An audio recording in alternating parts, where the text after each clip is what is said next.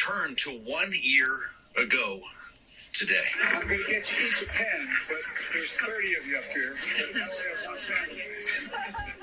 President Biden signing the infrastructure bill into law before the roadshow that followed the very next day. I truly believe that 50 years from now, when historians write about this moment, I think they're going to talk about this was the beginning of the time where America recaptured the competition of the 21st century. Joining us now, I should say, former Secretary of Transportation Rodney Slater, a partner at Squire Patton Boggs. Secretary, welcome back to Bloomberg. 1 year later, what do we have to show for it? Well, there's actually been quite a bit of activity. The administration has announced the distribution of over $185 billion, totaling 7,000 or more projects in communities all across the 50 states, some 4,000 communities. And not only the president and the vice president getting out there, but you've had Secretary Buttigieg and members of his team out there celebrating the availability of the resources. I think this is quite significant and commendable.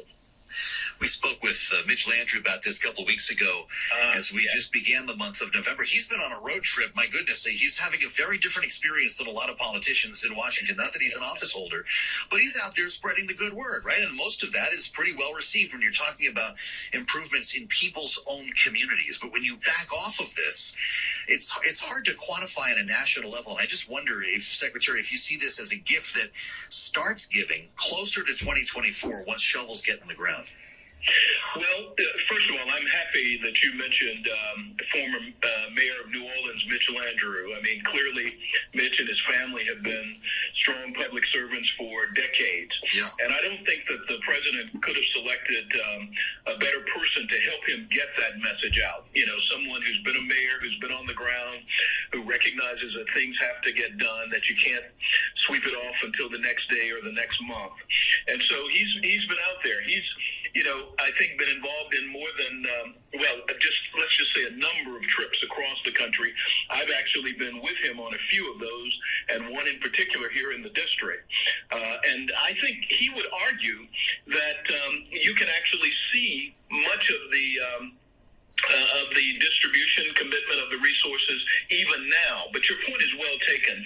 It'll take a little while sometimes for projects to get moving, even if the money is available.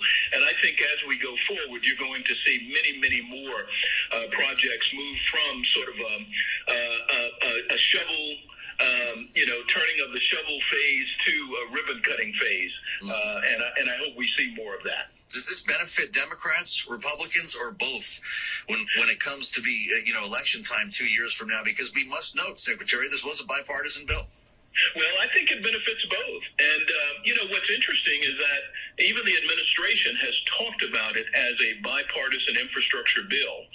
The actual, title is Infrastructure Investment and Jobs Act. That's the official title. But the administration has talked about it as a bipartisan infrastructure bill. And I think that's the president acknowledging that, especially in the Senate, where you actually had a group of senators, Republicans and Democrats, really put together the framework for a bill in consultation with the White House, and then ultimately move it in the Senate with significant bipartisan support, and in the House, not as much. I mean, we would have wanted to see more, but still some bipartisan support there, and so I think it helps both.